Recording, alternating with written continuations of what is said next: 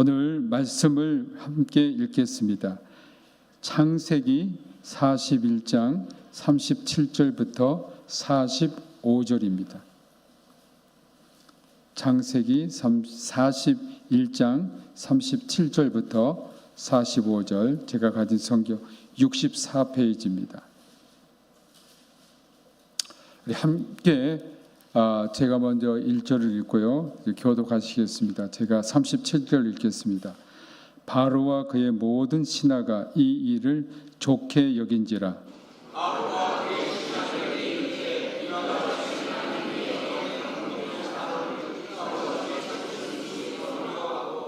요셉에게 이르되 하나님이 모든 것을 내게 보이셨으니 너와 같이 명철하고 지혜 있는 자가 없도다.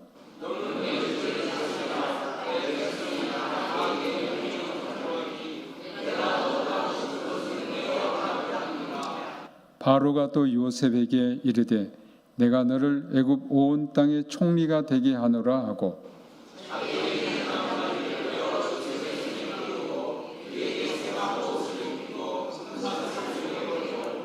자기에게 버금 수레에 그를 태우매 무리가 그의 앞에서 소리 지르기를 엎드리라 하더라. 바로가 그에게 애굽 전국을 총리로 다스리게 하였더라.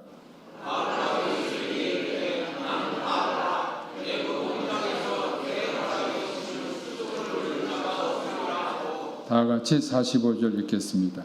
그가 요셉의 이름을 사브나파네아라 하고 또 원의 제사장 보디베라의 딸 아스낫을 그에게 주어 아내로 삼게 합니다. 요셉이 나가 애굽 온 땅을 순찰하니라. 아멘. 시간 이경화 목사님께서 인생의 성공 비결이라는 제목으로 말씀을 선포하시겠습니다. 선포하시기 전에 헌금을 위해서 기도해 주시겠습니다.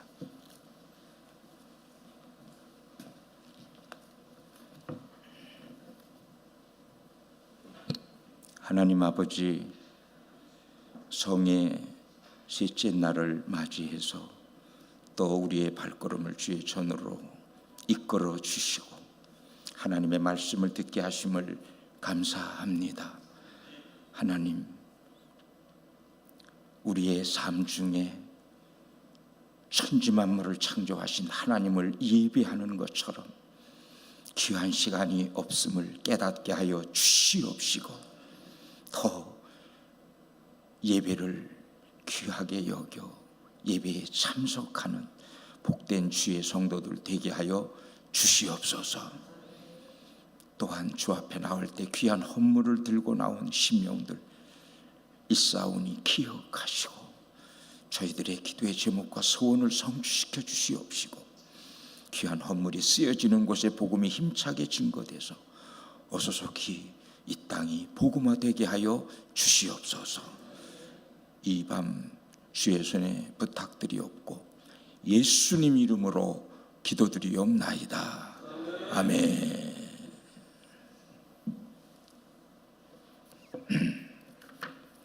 봉독한 말씀은 이집트의 애굽의 바로 왕의 친위대장인 이 보디발이라고 하는 사람의 감옥에 있었던 히브리 청년 요셉이 이략 애굽의 총리로 등극하는 장면입니다. 얼마나 놀라운 일입니까? 애굽은 당대의 최강국이었어요. 그런데 애굽 사람도 아닌 그 팔레스틴에 살고 있던 히브리 청년 요셉이, 그것도 그 애굽 사회에서 상당한 활약을 해서 인정을 받았던 인물이 아니고 죄수가 돼서 지금 감옥에 있었는데 감옥에 있던 자가 이리약 애굽의 총리로 발탁된 거예요. 완전히 요셉은 입지전적인 인물입니다. 어떻게 저가 놀라운 그러한 성공적인 인물이 될 수 있었을까? 이 시간에 인생 성공의 비결이라고 하는 제목을 가지고 여러분과 함께 은혜를 나누고자 합니다.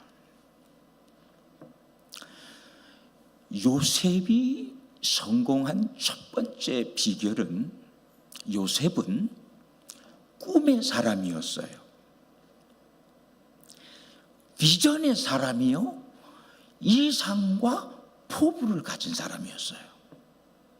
제가 17살 때 꿈을 꿉니다.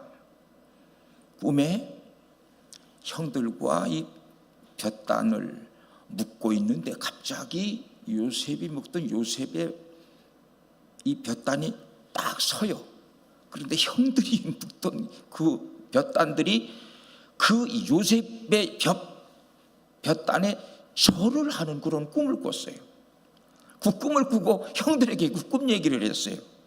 형들이 기분 나빠가지고, 야, 우리가 너한테 내가 절을 하겠냐고 하면서, 그렇잖아도 요셉을 미워했거든요. 왜냐하면 아버지 야곱이 요셉을 특별히 총애했어요.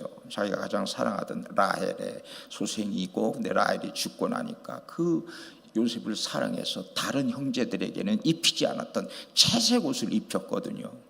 그렇잖아도 지금 속이 불편한데 그런 꿈 얘기를 하니까 형들이 되게 기분이 나빠가지고 그랬는데, 야, 요셉은요, 눈치가 없는 사람인지 아니면 너무나 마음이 큰 사람인지 또 꿈을 꿨어요. 이번에는 해와 달과 11별이 자기에게 절을 하는 꿈을 꿨어요. 그런 꿈을 꿨으면 지난번에 형들한테 그걸 좀 당했으면 입을 다물고 가만히 있으면 되는데 또 얘기를 했어요. 그러니까 아버지 어머니 다 형들이 있는 앞에서, 내가 이 꿈을 꿨는데요, 해와 달과 11별이 나한테 절하는 꿈을 꿨습니다. 해와 달은 아버지 어머니예요. 11별은 11형제예요. 그 아버지 어머니 형제들이 다 자기에게 절하는 꿈을 꿨어요.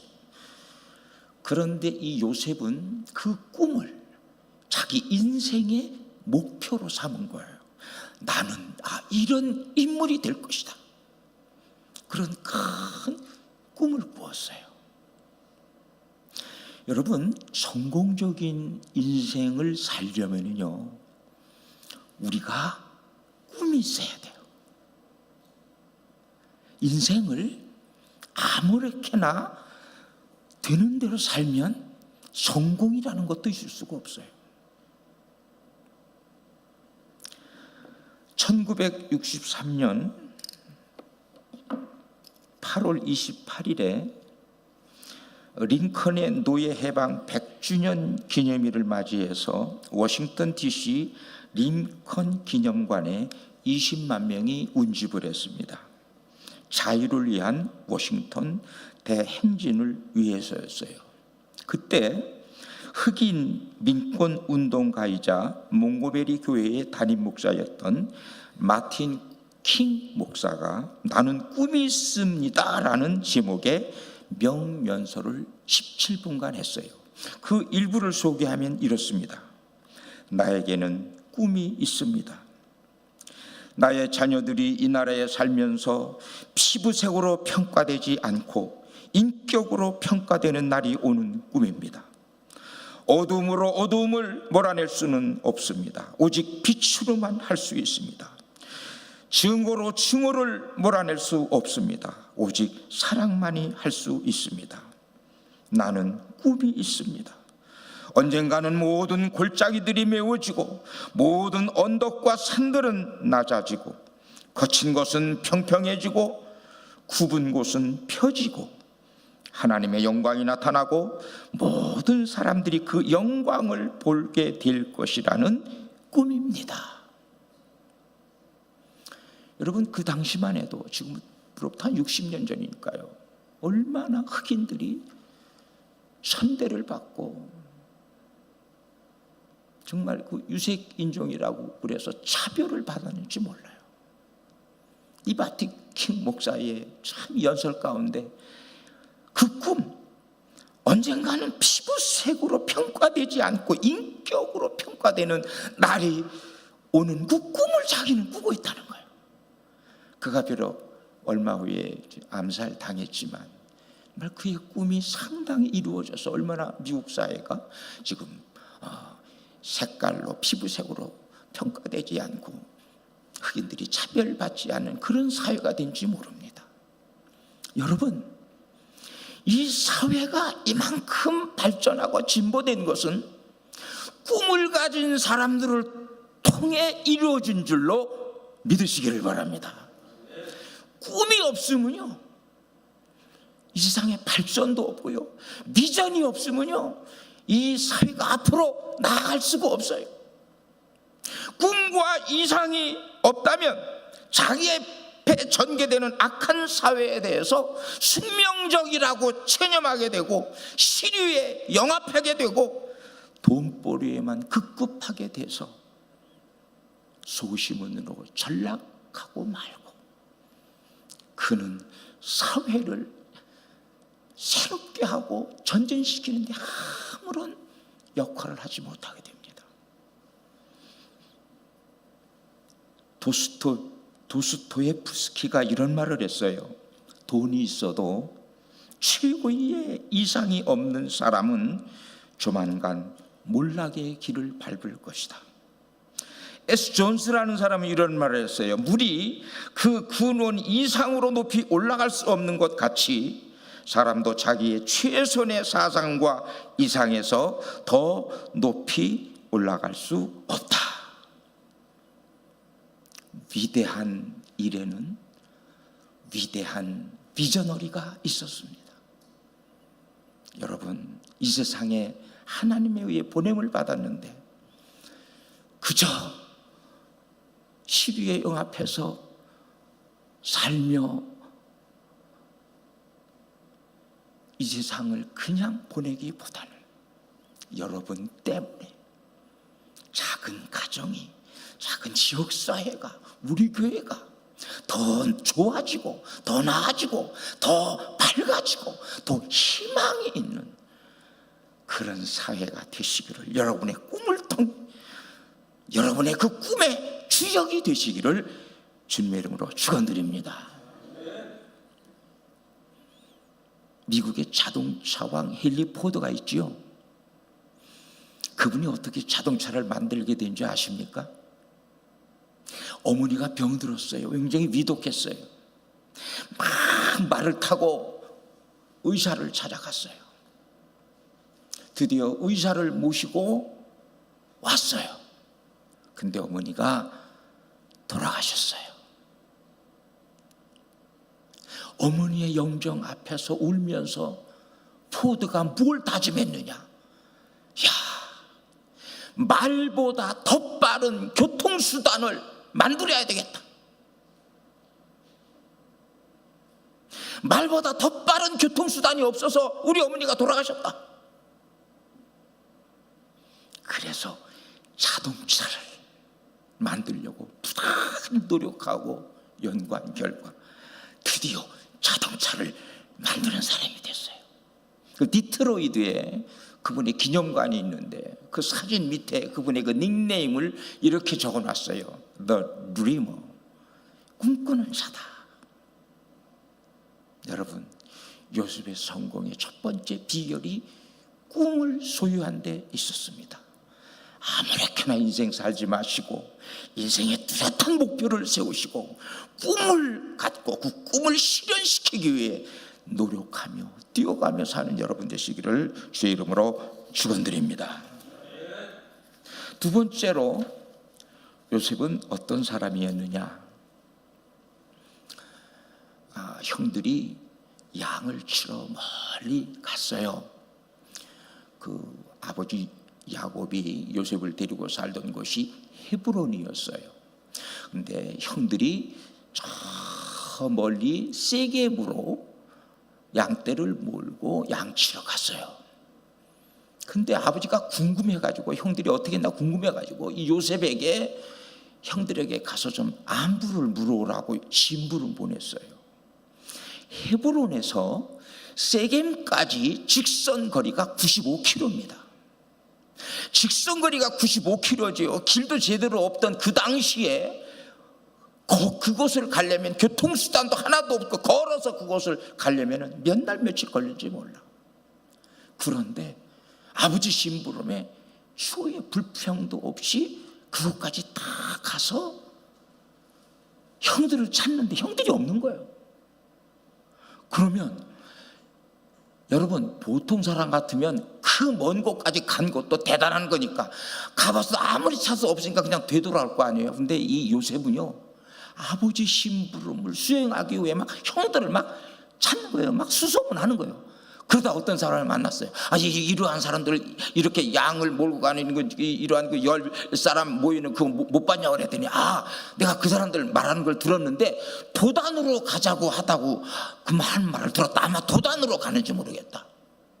도단은요, 세겜에서 북쪽으로 30km를 더 가야 돼요. 그 말을 듣고 요셉은요, 도단까지 또 갑니다. 드디어 형들을 만났지요. 근데 참 불행하게도 형들의 미움을 한창 받았던 때라 형들의 안부를 갖고 아버지한테 돌아오지 못하고 거기서 형들에게 참 죽임을 당한 위기에 처했다가 애굽의 그 이스마엘 대상들에 의해 애굽의 노예로 팔려가는데 바로 왕의 친위대장인 보디발이라는 사람의 집에 노예로 팔려가게 됩니다. 자, 요셉은 어떤 인물이었느냐? 맡은 죄를 잘 수행하는 성실한 사람이었어요. 여러분, 성공의 두 번째 비결은 성실임을 깨달으시기를 바랍니다. 성실한 사람이 성공하게 돼 있어요. 이스라엘의 믿음의 조상이 누굽니까? 아브라함이죠. 왜 수많은 사람 중에 아브라함을 하나님이 택하셨을까요? 그 이유가 뭘까요? 우리 그거 한번 찾아보십시다. 느헤미야 9장 가보세요.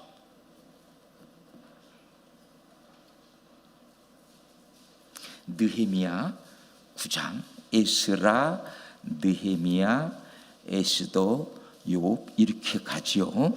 느헤미야 9장 7절 738쪽 부분입니다. 자, 우리 함께 읽어볼까요? 느헤미야 9장 7절 시작. 주는 하나님 여호와시라. 옛적에 아브라함을 택하시고 갈대아 우르에서 인도하여 내시고 아브라함이라는 이름을 주시고 그의 마음이 주 앞에서 충성됨을 보시고 그와 더불어 언약을 세우사. 자, 그 마음이 주 앞에서 무엇을 보았어요? 충성됨을 보았어요. 이 충성이라는 것은 아주 성실 중에서도 최고 성실한 마음을 또 충성이라고 표현해요. 그 아브라함의 그 마음의 충성됨을 보시고 그 성실함을 보시고 그를 택해서 믿음의 조상을 삼으시는 거예요. 주자라는 사람이 이런 말을 했어요. 성실은 오상의 근본이며 백행의 원천이다. 오상은 뭡니까? 인, 의, 예, 지, 신을 오상이라고 그래요. 성실이 오상의 근본이며 백행의 원천이다. 중국 격언에는 이런 말이 있어요. 성실은 어디에서나 통하는 화폐다. 영국 격언에는 성실은 하늘에 이르는 길이다. Sincerity is the way to heaven. 영국의 문호 토마스 칼라일이 이런 말을 했어요. 그대가 하는 일이 미천하다 해도 그 일은 하나님께서 그대에게만 맡기신 중요한 일이다. 집안을 청소하는 단순한 일일지라도 그 일을 성실하게 수행하라. 그대의 손으로 무슨 일을 하게 되든지 최선을 다하라. 우리가 맡은 일에 최선을 다하는 것은 세상의 여러 가지 불행을 없애는 최선의 방책이다. 아니, 세상의 불행을 없애는 길이 나 하나가 내게 주어진 일, 내게 맡기신 일을 성실히 수행하는 일이래요. 참 멋진 말을 했어요.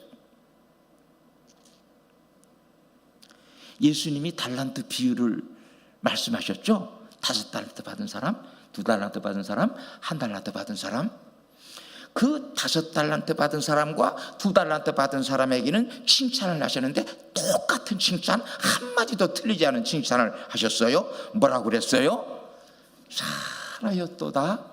착하고 어떤 종아? 충성된 종아. 네가 작은 일에 충성하였으니 내가 많은 것으로 내게 맡기리니 내 아버지의 즐거움에 참여할지어다 그랬거든요. 여러분, 이 1달란트 받은 사람은 자기에게 주어진 적은 일에 충성을 안 해서 버림받은 거예요. 그래서 시편 101편에는 이런 말이 있어요.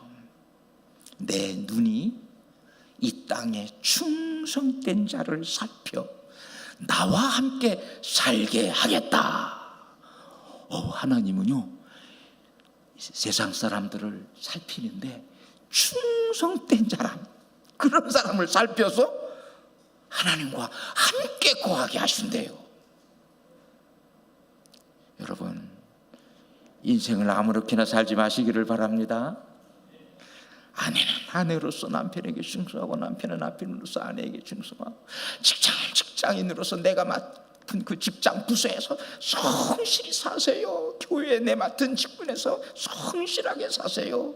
이것이 하나님의 복을 받는 길임과 동시에 세상이 잘되고 세상이 밝아지는 길이에요.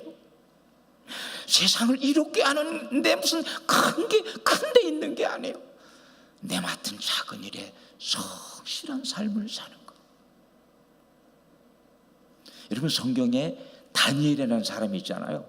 참 다니엘이라는 사람은 특별한 사람이에요. 보통 왕조가 바뀌면은, 왕조가 아니고 뭐 같은 나라에서도 우리나라에서도 대통령 바뀌면 다 총리가 바뀌는데, 이 양반은 바벨론 때도 총리, 메대 나라 때도 총리, 페르시아 대제국에서도 총리, 왕조가 바뀌어도, 나라가 바뀌어도 총리를 한 사람이에요. 그렇게 왕의 신임을 받으니까 시기심에 찬 그 다른 그 백관들이요, 이 사람, 이 다니엘을 모함하기 위해서 어떻게 해서든지 그냥 허물을 들춰내려고 하는데, 성경에 그렇게 되어 있어요. 아무리 그 사람을 살펴도 이에 총리들과 방백들이 국사에 대하여 다니엘을 고소할 틈을 얻고자 하였으나 아무 허물을 얻지 못하였으니 이는 그가 충성되어 아무 그릇함도 아무 허물됨도 없음이었더라. 털어서 먼지 안 나온 사람 없다는 말이 있지만 그 사람은 아무리 털어도 먼지가 안 났어요. 그렇게 성실했기 때문에. 그래서 좀 다니엘처럼 하나님의 사랑을 받은 사람 없어요. 하나님이 직접 천사를 통해 그려줬어요. 은총을 크게 받은 사람 다니엘아. 은총을 크게 받은 사람 다니엘. 여러분, 참 주님이 사랑하는 사람에게 그 비밀을 이렇게 알려주거든요. 예수님의 제자 가운데 제일 예수님의 사랑을 받은 제자가 누굽니까? 누구죠? 제일 사랑한 제자가 누구예요? 요한이에요. 그 최후의 만찬 석상에서도 요한은 예수님의 품에 다 기대 있었어요. 앞으로 장차 일어날 비밀을 하나님께서 예수님에게 주신 것을 예수님이 요한에게 알려줘서 요한 계시록을 썼어요. 마찬가지로 구약시대에 하나님의 은총을 크게 받았던 이 다니엘에게, 이 다니엘서는요 구약의 묵시록이라고 일컬어져요. 앞으로 미래의 장래의 마지막 때에 되어질 사실을 다니엘을 통해 알게 하셨어요. 자, 왜 이렇게 사랑했어요? 그렇게 충성됐어요. 여러분, 이왕 한번 살다 가는 세상, 내 맡은 일에 충성스럽게 정말 그 충성의 발자취를 남기고 이 세상 하나님이 떠나서 오라 하실 때 그날에 올라가는 여러분 되시기를 주님의 이름으로 축원드립니다. 세 번째로, 요셉이 그 노예의 신분에서 이악 애굽의 총리가 됐던 것은 가장 중요한 요소이기도 한데, 하나님이 함께하는 사람이었기 때문에 그래요. 우리 그 부분을 한번 찾아보시다. 하나님이 함께했다는 대목, 창세기 39장 가보세요. 창세기 39장 우선 2절과 3절 제가 읽을게요. 그냥 여러분을 눈으로 보세요. 눈으로 보고 귀로 듣는 것이 더 좋을 것 같으니까요. 여호와께서 요셉과 함께 하심으로 그가 형통한 자가 되어 그의 주인 애굽 사람의 집에 있으니 그의 주인이 여호와께서 그와 함께 하심을 보며 또 여호와께서 그의 범사에 형통하게 하심을 보았더라. 또 저 21절 가보세요. 21절에서 23절 그것도 눈으로 보세요. 제가 읽을게요. 여호와께서 요셉과 함께 하시고 그에게 인자를 더하사 간수장에게 은혜를 받게 하시매 간수장이 옥중 죄수를 다 요셉의 손에 맡김으로 그 재반 사물을 요셉이 처리하고 간수장은 그의 손에 맡긴 것을 무엇이든지 살펴보지 아니하였으니 이는 여호와께서 요셉과 함께 하심이라. 여호와께서 그를 범사에 형통하게 하셨더라. 여러분, 요셉이 노예로 팔려가서 보디발 친위대장 집에 있었는데 하나님이 함께해서 아주 형통한 것을 그 보디발 친위대장이 보았어요. 야, 저놈이 하는 것은 저렇게 잘 되고 형통하네. 야, 내가 저놈을 가정 총무로 삼아야 되겠다. 가정 총무로 삼았어요. 근데 또 하나님의 말씀을 지키려다가 감옥에 억울하게 들어갔거든요.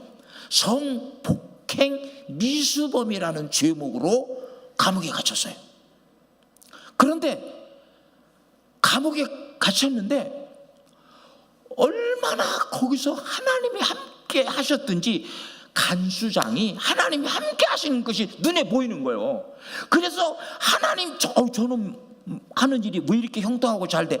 저놈에게 이 모든 이 감옥의 일을 맡겨야 되겠다. 그래서 간수장은 가만히 있고 야, 네가 죄수들 문제 다 네가 알아서 처리하고 다 맡겼어. 맡기고 하나 돌아보지도 않아서 물어보지도 않고 얼마나 신임했으면. 여러분, 거기에서요 그 간수장의 신임을 받아가지고 거기에 있다가 어떻게 총리가 된 줄 알아요? 바로 왕에게 잘못 보여가지고 술 맡은 관원장과 떡 맡은 관원장이, 이 관원장이라면 요즘 말로는 이제 장관인데 무슨 술 맡고 무슨 떡 맡은 관원장이 있나 이렇게 생각하지만 그 왕에게 술을 따라 드릴 때 술에 뭐 독이라도 들어가면 안 되고 나쁜 술은 안 되니까 굉장히 중요하니까 술 맡은 장관이 있다고, 떡 굽는 장관이 있어. 근데 그들이 잘못을 저지른지 그 감옥에 들어왔어요. 감옥에 들어오니까 또 이제 이 요셉이 그를 또 이제 죄수를 맡겼으니까 자기가 맡아서 관리하고 그랬는데 어느 날 보니까 두 사람의 얼굴이 빛이 다 달라, 이상해. 그래서 아니 왜 이렇게 얼굴에 수심이 가득하냐고 그러니까 둘 다 꿈을 꿨대요. 근데 꿈을 꿨는데 꿈을 해석하지 못해서 그런데 아, 그러세요. 꿈 해몽은 하나님께 있습니다. 하나님께 있으니까 한번 얘기해 보세요. 그랬더니 술 맡은 관원장이 가지가 하나가 있는데 그 가지에서 이 세 가지가 나오더니 거기서 꽃이 피고 포도 열매가 맺었는데 내가 그 열매를 따가지고 씨 이겨가지고 즙을 만들어가지고 이 잔에다가 내가 그 포도즙을 넣어가지고 왕에게 드려서 왕이 잡수게 했다고.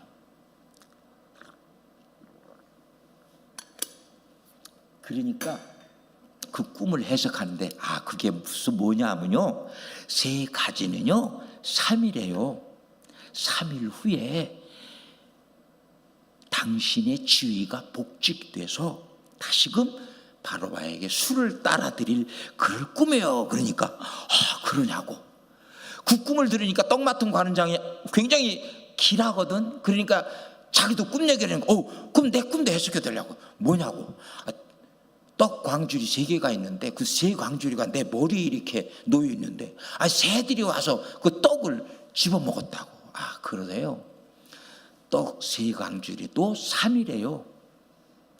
3일 후에 바로 왕이 당신을 매달아 가지고 당신의 시체를 새들이 와서 먹어버릴 꿈이에요. 그렇게 해석해 줬어요.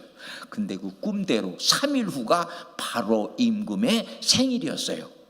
바로 왕의 생일날 그들이 불려가 가지고 꿈대로 술 맡은 관원장은 복직되고 떡 맡은 관원장은 매달려 죽임을 당합니다. 근데 그때 요셉이요, 술 맡은 관원장이 나갈 때 그거 부탁을 했어요. 여보시오, 당신 나가면 나를 좀 꺼내주시오. 나는 여기 죄 짓고 들어온 것이 아니 여기 들어올 만한 죄를 진 사람이 아니니까 나를 끄집어 달라고 부탁을 했는데 이게 사람이 화장실 갈 때 다르고 갈 때 다르고 올 때 다르다고 그러겠다고 해놓고서는 자기가 복직되니까 가만히 잊어버렸어. 2년간 잊어버렸어. 2년간. 2년 후에 바로가 꿈을 꿉니다. 나일 강변에 아주 아름답고 살찐 7 암소가 풀을 뜯어먹고 있었어요. 근데 갑자기 아주 흉악하게 생기고 깡마른 소 7마리가 나타나더니 그 살찌고 아름다운 암소를 다 먹어버렸어. 그리고 확 깼어요. 야, 이게 무슨 꿈이냐? 그래서 또 잠잤어. 근데 또 꿈을 꿨어.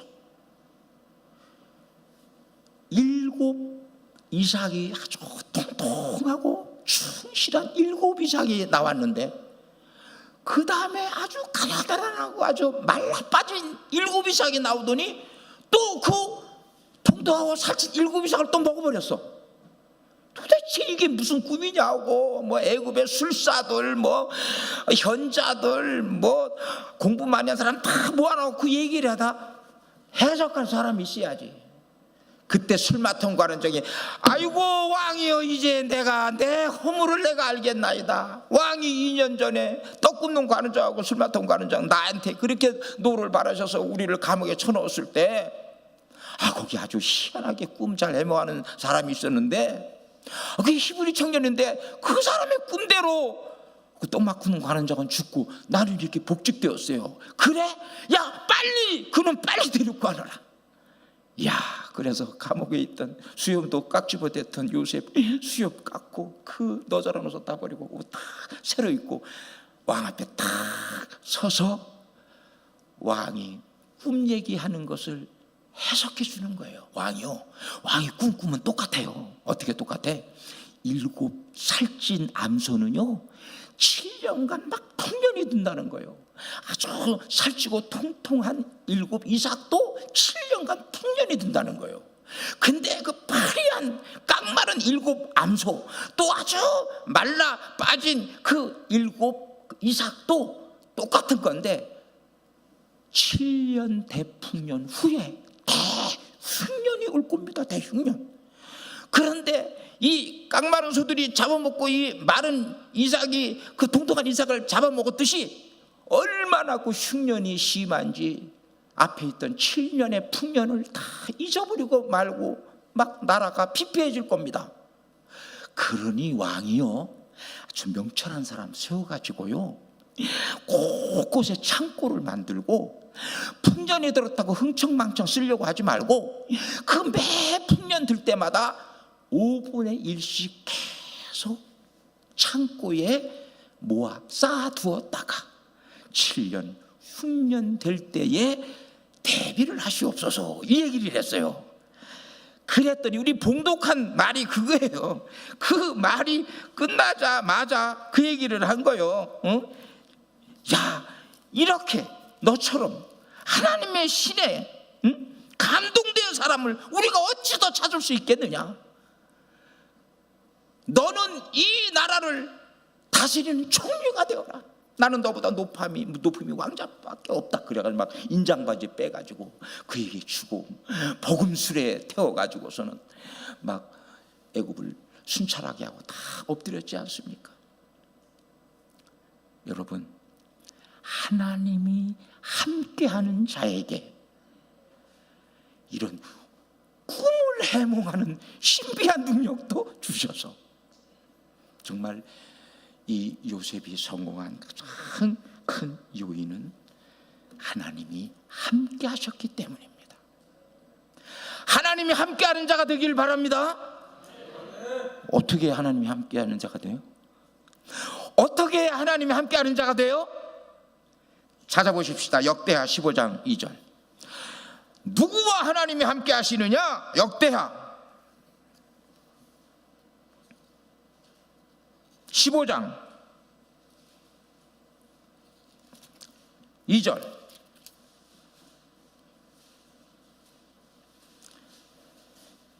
이것은 아사가 세라의 100만 대군을 무찌르고 개선할 때 오데세의 아들 아세라 선지자에게 임한 하나님의 말씀인데요. 역대하 15장 2절.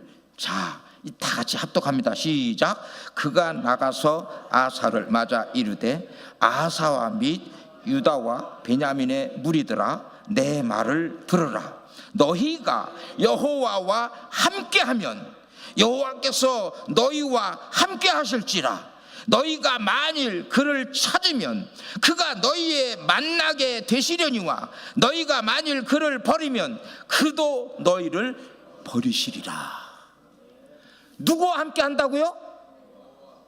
하나님과 함께 하는 자. 우리가 하나님과 함께 할 때 하나님도 우리와 함께 하는 줄로 믿으시기를 바랍니다. 에녹이 어떻게 죽음을 보지 않고 하늘나라로 들려 올라간 줄 알아요? 300년을 어떻게 했다고 그랬어요? 하나님과 함께 하는 거예요. 근데 똑같은 말이에요. 하나님과 동행했다고 그랬어요. 하나님과 항상 동행했어. 항상 함께 다녔어. 그랬더니 세상에 두지 않고 하나님께서 하늘로 그냥 데리고 가셨어. 노아 시대 때 온 세상이 죄악으로 가득 차서 하나님께서 홍수로 심판해 버리려고 하셨을 때 노아의 8 식구만은 살리셨죠. 왜? 노아에 대한 평가가 그렇게 나와 있어요. 노아는 의인이요 당대의 완전한 자라 그가 하나님과 동행하였으며. 할렐루야. 하나님과 동행했어요. 그래서 그를 이 세상 심판의 자리에서 노아와 그의 식구를 살린 거예요. 하나님은 누구와 함께? 내가 하나님과 함께 할 때, 내가 하나님과 늘 동행할 때, 내가 주와 더불어 살 때 하나님이 우리와 함께 해주셔서 성공적인 인물이 되게 하실 줄로 믿으시기를 바랍니다. 여러분, 하나님과 어떻게 우리가 함께 해요? 여러분 지금 하나님께 예배 드리러 나왔지요?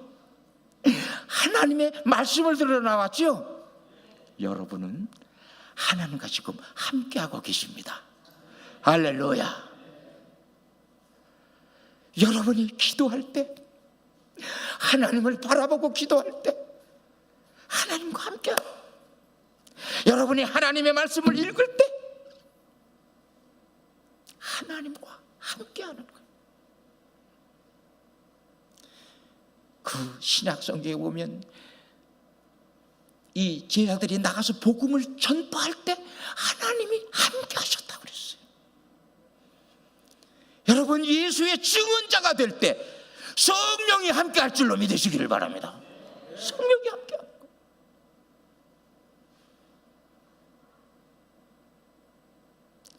누구와 함께하며 사십니까? 우리는요, 함께하는 자를 닮게 돼 있어요. 여러분, 아주 폭력적인 사람하고 늘 만나고 대화하면 나도 폭력적으로 변해요. 나도 모르게 영적 영향을 받아요. 맨날 만나면 음담 패설을 하는 사람하고 함께하면요, 나도 모르게 몸이 음란해져요. 영향을 받아요. 맨날 사업 얘기만 하고 돈벌이 얘기만 하는 사람하고 만나면 내 사상이 그쪽으로 가요. 여러분은 늘 하나님과 함께 하시기를 바랍니다. 여러분 마음에 예수님이 계시기를 바랍니다. 어디를 가든 무엇을 하든 주님을 앙망하시기를 바랍니다. 옛날 유행가에 앉으나 서나 당신 생각, 여러분 앉으나 서나 주님 생각하시기를 바랍니다. 아침에 눈 뜨자 주님을 찾기를 바랍니다. 아침부터 먼저 기도하고 말씀 보고 하루를 시작하시기를 바랍니다. 하루를 마감할 때 기도하고 주님의 말씀을 읽고 마감하시기를 바랍니다.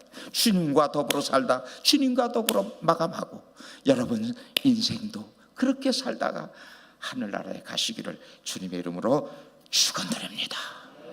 그리고 또 하나님의 말씀을 지켜 행할 때 그렇게 함께 하세요. 이 바울 사도가 이런 말을 했어요. 너희는 내게 배우고 받고 듣고 본 바를 행하라. 그리하면 평강의 하나님이 너희와 함께 하시리라. 할렐루야. 여러분, 예수 믿는 사람 제발 좀 말씀 들어서 합시다. 예수 믿는다고 그러면서 거짓말하는 사람 많아요.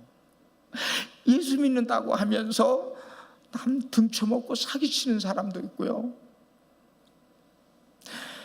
못된 짓 하는 건 많아요. 절대 하나님이 함께 하지 않아요. 예수님은요 늘 하나님과 함께 있는데 그 말을 어떻게 하셨냐면요, 이렇게 표현하셨어요. 나를 보내시니가 나와 함께 하시는도다. 나는 항상 그가 기뻐하시는 일을 행함으로 나를 혼자 두지 아니하셨느니라. 예수님은 하나님이 항상 기뻐하는 일만 행했대. 그래서 하나님이 예수님을 혼자 두지 아니하셨대. 여러분, 하루 사는 동안에 내가 지금 하는 일이 지금 하나님이 기뻐하는 일일까? 이게 지금 하나님이 기뻐할까? 자꾸만 여러분 자신을 객관화시켜서, 여러분의 모습을 객관화시켜서 여러분을 살피시면서 하시기를 바랍니다. 여러분, 인간의 위대성은요 내가 나를 볼 수 있다는 데 있어요. 인간의 위대성은 내가 내 마음을 볼 수 있다니까. 내가 지금 무슨 마음을 먹는지 볼 수 있다니까. 내가 무슨 삶을 사는지 내가 내 자신을 보고 성찰하고, 이거 주님이 기뻐하지 않아. 이런 거 주님이 이제 성령님이 슬퍼하실 거야. 이런 건 어떻게 진짜 하지 말고, 우리가 말씀을 읽으면 무엇이 주님이 기뻐하는 일이고 무엇이 성령이 슬퍼하는 일인지 우리가 안다고요. 말씀을 통해 우리의 삶을 비춰보고 정말 주님이 원하는 기뻐하는 삶을 삶으로 하나님이 함께하는 여러분 되시기를 주님의 이름으로 축원드립니다. 네 번째 성공의 비결은 죄의 유혹을 이긴 겁니다. 요셉이 굉장히 미남이었다고 성경이 기록하고 있어요. 근데 보디발 집에 가정 총무로 있을 때 그 보디발의 아내가 요셉을 그렇게 유혹을 했어요. 동침하자고, 한 번만 동침하자고 유혹을 했어요. 단호히 거절했어요. 주인께서 가정 모든 일 나에게 맡기지 않은 것은 없고 다 맡기셨는데 한 가지만 안 맡기셨는데 당신은 안 맡기셨다고. 그럴 수 없다고. 근데 어느 날 무슨 일보러 그 집안에 깊숙이 들어갔는데 거기 그 보리발에 아내가 있다가 그 여자가 잘 됐다고 그냥 옷을 붙잡고 그냥 한 번만 동침하자고 하는데, 그냥 이게 옷을 붙잡고 그러니까 옷을 벗어 던지고, 내가 어떻게 이 큰 죄를 하나님께 죄를 지을 수 있냐고 해서 옷을 붙잡고 할 수 옷을 벗어 던지고 도망갔잖아요. 그런데 이 여자가 확 마음이 바뀌어져 가지고 자기 남편 돌아오니까 여보 이 옷 좀 보라고, 요셉이 나를 겁탈하러 들여와서 내가 큰 소리 쳤더니 옷을 벗어놓고 도망갔다고. 그래가지고 감옥에 갔거든요, 억울하게. 요셉이요, 죄의 유혹을 이겼기에 성공적인 인물이 되었지, 만일에 그 여인의 유혹에 넘어가서 보세요, 절대 성공적인 인물이 못 됩니다. 그런 말이 있지요. 10대엔 과자에 움직이고 20대엔 이성에 움직이고 30대엔 쾌락에 움직이고 40대엔 야망에 움직인다. 그 20대 가장 이성에 약할 시기에 그 여자의 유혹을 단호히 물리쳤어요. 왜 죄를 지면 성공적인 인물이 될 수 없느냐? 예수님이 말씀하셨어요. 내가 진실로 진실로 너희에게 말하노니 죄를 짓는 자마다 죄의 종이라. 사도 요한은 말하기를 죄를 짓는 자는 마귀에게 속하나니. 여러분, 이 세상의 임금이 누구죠? 이 세상의 임금이 누구예요? 좀 더 큰 소리로. 예, 사탄 마귀입니다. 왜 사탄 마귀가 이 세상의 왕이 됐어요? 아담과 하와가 선악과를 따먹지 말라고 그랬는데 그 선악과를 따먹으로 말미암아 죄 때문에 죄가 세상에 들어왔고 그 죄로 말미암아 사망이 왔고, 이 사탄이 이 세상에 왕 노릇하고 임금 노릇하는 거예요. 죄가 들어오면 사탄의 종 노릇하게 돼 있어요. 사탄의 종이 되어서 사탄이 가져다 주는 각종 재난, 질병, 사고, 모든 어려운 일들을 마귀가 다 갖다 주는 거예요. 다윗이 그렇게 위대한 인물이었지만 밧세바를 범하고 그 남편을 죽였을 때 나단 선지자가 찾아와서 한 말, 참 무서운 말을 했어요. 제가 읽어드릴게요. 이 일로 말미암아 여호와의 원수가 크게 비방할 거리를 얻게 하였으니 당신의 낳은 아이가 청령 죽으리이다. 여호와의 원수가 누굽니까? 마귀예요. 사탄이에요. 다윗이 죄를 범함으로 말미암아 원수가 크게 비방거리를 얻었다는 거예요. 그러니까 우리가 죄를 지으면요, 요한계시록에 있지만 하나님 보좌 앞에서 사탄이 밤낮 우리를 참소한다고. 참소해. 저기 그 평택 대학교 교회 모 집사님이 무슨 죄를 졌다고 하나님께 참소한다고. 그러면 하나님으로는 회개하지 않는 이상 어쩔 수가 없는 거예요. 그러면 마귀에게 해칠 고난이 넘어가는 거예요. 그래가지고 그 밧세바의 사에서 난 아기가 병들었거든요. 그 아기를 왜 얼마나 기도한 줄 알아요? 일주일 동안 금식하며 철회하며 기도했어요. 그러나 사탄이 권세를, 죄의 권세를 잡고 있으니까 아기가 죽고 말았어요. 그래서 종종 죽으리다 말다 죽고 말았어요.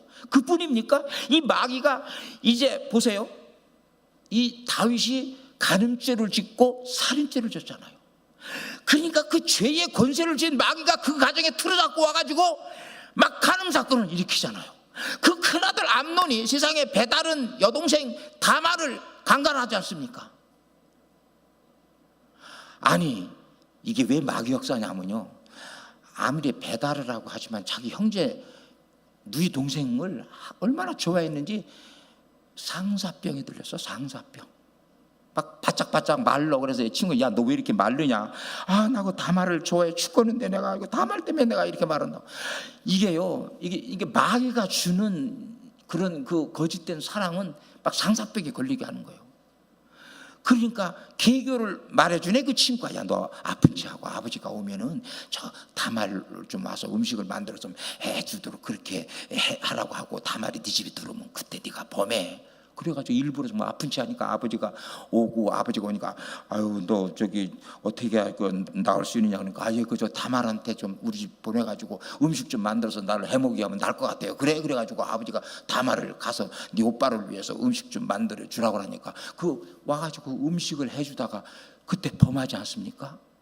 근데요, 마귀 역사가, 아니 그렇게 병이 들 줄은 사랑했으면 그럼 끝까지 사랑하면 좋은데, 범하고 난 후에는 얼마나 싫어지는지 성경에 보면요, 너무 싫어가지고 쫓아내. 그러니까 이 다말이 울면서 지금 나 쫓아내는 것은 좀 아까 나를 범한 것보다 더 나쁘다고, 못 나간다고 안 나간다고 해도 그냥 자기 밑에 사람 불러가지고 강제로 쫓아보내거든요. 그러니까 이게 무슨 일이야? 이게 마귀 역사 아니면. 또 살인죄를 보면 있잖아요. 살인죄를 보니까 이 배가 같은 그 형제가 이제 압살롬이 있거든. 다말하고 압살롬이 배가 같거든. 그러니까 이 압살롬이 형에 대해서, 암논에 대해서 앙심을 품고 있다가 2년 후에 암논을 살해합니다. 거기서 더 나아가 이 압살롬이 아버지 다윗을 반역하잖아요. 배반하잖아요. 어떻게 그런 일이 일어나요? 죄 때문에. 죄로 인해 마귀가 역사하니까, 마귀가 휘두르니까 그 가정에 그런 혼란 풍파가 일어나는 거예요. 여러분, 성공적인 인물이 되기 위해 죄를 이기시기를 주님의 이름으로 축원드립니다. 죄의 유혹은 달콤해도 그 결과는 너무나 써요. 하나님 말씀하십니다. 여호와의 손이 짧아 구원하지 못하심도 아니요, 귀가 둔하여 듣지 못하심도 아니라 오직 너의 죄악이 너희와 하나님 사이를 갈라놓았고, 너의 죄가 그 얼굴을 가리어서 듣지 못하시게 함이니, 이는 너희의 손이 피해 너희의 손가락이 죄악에 더러워졌으며 너희의 입술은 거짓을 말하며 너희 혀는 악독을 바람이라. 죄는요, 하나님과 우리 사이를 갈라놔요. 그러니 어떻게 우리가 하나님의 도움으로 성공적인 인물이 될 수 있어요? 여러분, 죄를 이기시기를 바랍니다. 죄를 이기자. 한번 다 손 들어. 여러분, 죄 유혹이 얼마나 강한 줄 알아요? 주목 주십시다. 죄를 이기자. 사탄의 유혹을 이기자. 사탄아, 물러가라. 나는 하나님의 자녀다. 나는 이긴 자다. 요한계시록에는요, 아시아 7교회 하신 말씀 보면 다 이긴 자는 이런 축복, 이긴 자가 이런 축복, 이긴 자는 이런 축복을 약속하셨어요. 지지 않고 승리자가 되시기를 주님의 이름으로 축원드립니다. 마지막으로 요셉이 성공적인 인물이 됐던 것은, 이 요셉이 꿈대로 애굽의 총리가 됐을 때 형들이 그 팔레스틴도 거기도 함께 흉년 가뭄이 들어가지고 아버지가 그 형들에게, 야, 애굽에는 양식이 있다고 하니까 너 양식을 가서 좀 사오라고 할 때 그 형들이 쭉 양식을 사러 왔거든요. 그 막내 아들 베냐민만 내놓고 그 형들이 자기한테 얼굴 조아리며 머리 조아리며 양식을 사러 온 그 모습을 볼 때 꿈 생각을 안 했겠어요? 꼭 꿈이 이루어져. 근데 이 요셉은요, 입 딱 아주 안면몰수하고 모르는 사람처럼 하고 아주 엄하게 다루고, 자주간 시간이 없어서 긴 말 할 수 없지만, 너희들 정탐꾼이지, 여기 애굽 정탐하러 왔지, 이런 식으로 해가지고 아주 막 혼쭐을 내고, 그러다가 이제 양식을 사 돌려보내고 두 번째 올 때는 베냐민 꼭 데리고 오라고 그랬거든. 너희들 니네 남동생이 베냐민 있다 하니까 그거 데리고 오라고 그랬거든. 근데 두 번째 또 양식을 사러 가라니까 야곱이요, 아니 사랑하는 아내 라헬의 그 소생이 요셉하고 베냐민인데 요셉은 죽은 줄 알았거든요. 그때까지 죽었고 베냐민 하나만이니까 얘도 없어지면 안 되니까 안 된다고 그렇게 안 보내려고 그러는데 유다가 나서서 그렇게 얘기해서 드디어 이제 왔잖아요. 왔는데 그때도 또 이 요셉이 머리를 써가지고 이 베냐민만 저기 데리고 있고 형들은 다 보내려고 했는데 그게 뜻대로 안 돼가지고 할 수 없이 요셉이 자기의 신분을 밝힙니다. 그 신분을 밝히는 것이 45장에 보면 쭉 나오는데 양 형들이 깜짝 놀란 것이죠. 지금 그 막강한 권좌에 앉은 사람이 요셉인데 자기들은 요셉을 죽이려고 했잖아요. 그러니까 지금 큰일 났거든. 그런데 그때 요셉이 뭐라고 그러는지 그건 우리 찾아보십시다. 창세기 45장 마지막입니다. 오늘은 좀 일찍 끝내달라고 해서 일찍 끝내려고 하는데 곧 끝내겠습니다. 창세기 45장 자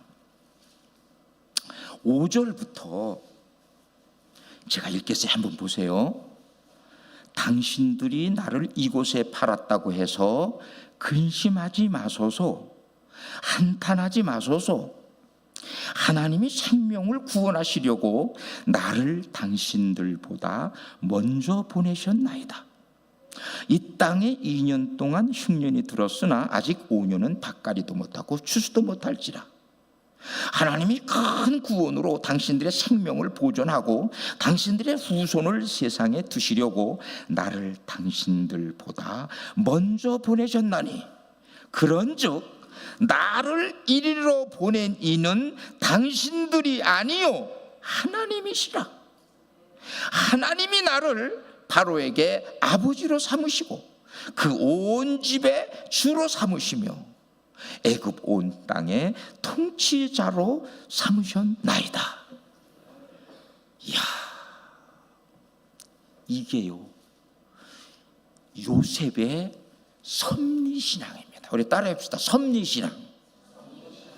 이 섭리신앙은 어떤 신앙이냐면요, 내게 닥치는 모든 일이 아무리 안 좋고 나쁘고 불행하고 고통스러운 일이라 할지라도 하나님의 계획과 뜻 가운데 일어난 일이라고 믿고 조금도 불평하거나 원망하지 않고 감사하는 것이 섭리신앙이에요. 아니 형들이 자기를 팔았지만 형들이 판 게 아니에요. 하나님이 나를 이리로 보냈어요. 무엇하러? 형들의 생명을 구원하시려고. 야, 이런 놀라운 말이 어디 있어? 형들의 생명을 구원하시려고. 그러니 한탄하지 말라고. 나중에 야곱도 모셔왔잖아요. 근데 야곱이 돌아가셨어요. 야곱이 죽으니까 형들이 불안해진 거예요. 야, 아버지가 죽었으니까 저 요셉이 우리들을 복수하지 않냐 해서 굉장히 지금 불안해가지고 와가지고 막 엎드리면서 나는 당신의 종입니다.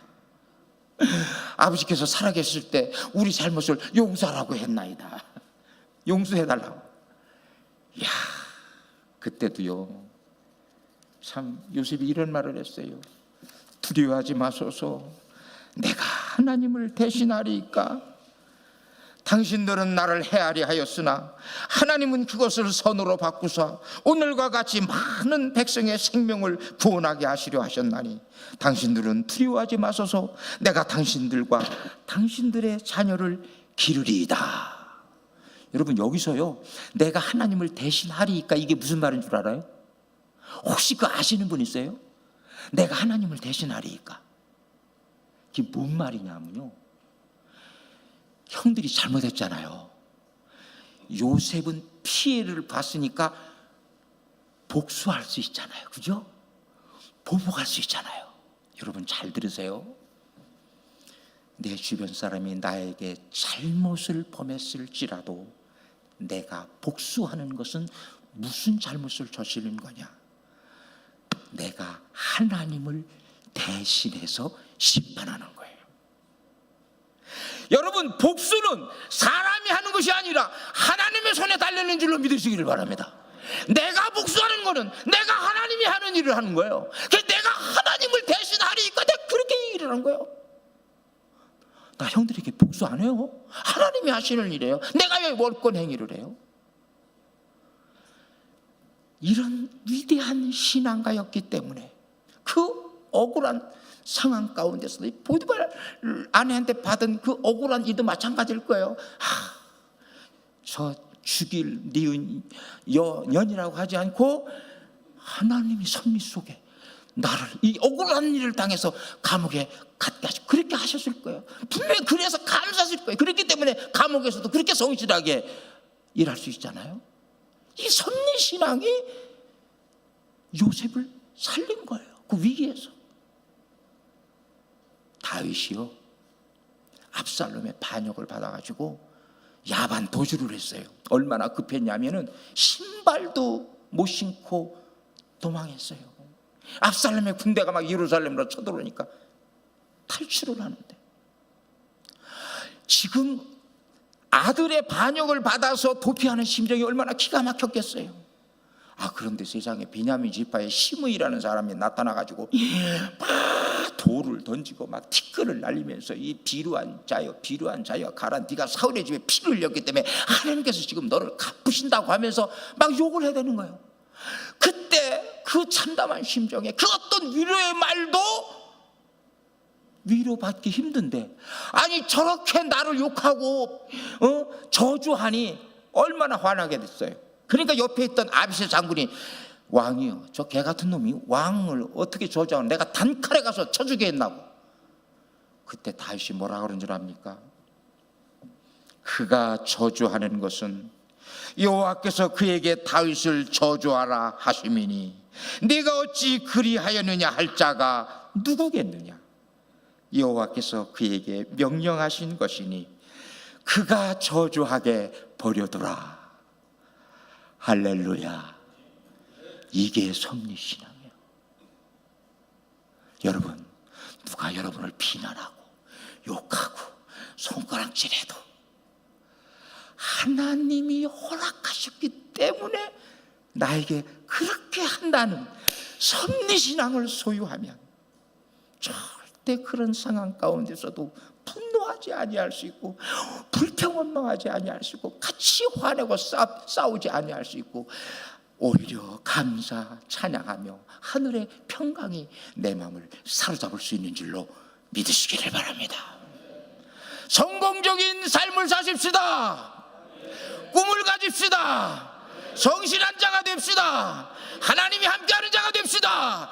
죄를 이깁시다. 섭리신앙을 소유합시다. 이제는 우리 주 예수 그리스도의 은혜와 하나님 아버지의 만극하신 사랑과 성령님의 감동 충만 인도위로 교통하심이 요셉처럼 성공적인 삶을 살기를 다짐하는 사랑하는 온 성도 머리 위에 이제로부터 영원토록 함께 계시기를 간절히 축원하옵나이다. 아멘.